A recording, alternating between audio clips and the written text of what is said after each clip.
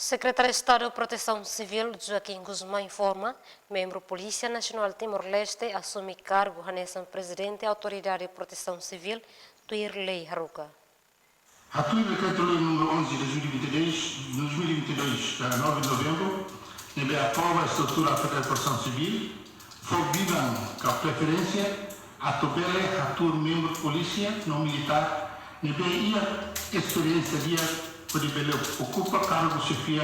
e a Autoridade de Proteção Civil, Hanessan, Presidente da Autoridade de Proteção Civil, Comandante Operacional Nacional de Proteção Civil, Comandante Operacional Município não Regional Serra.